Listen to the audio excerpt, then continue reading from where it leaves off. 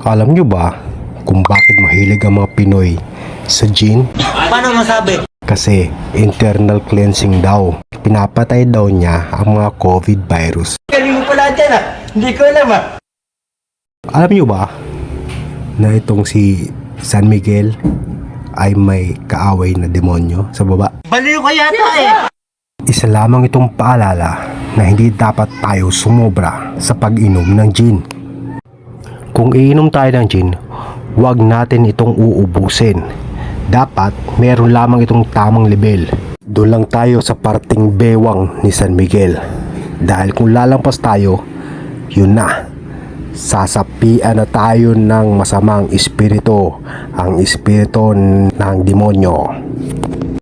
Siguro, umiral siguro yung kademonyo ng aking kamay, gumalaw.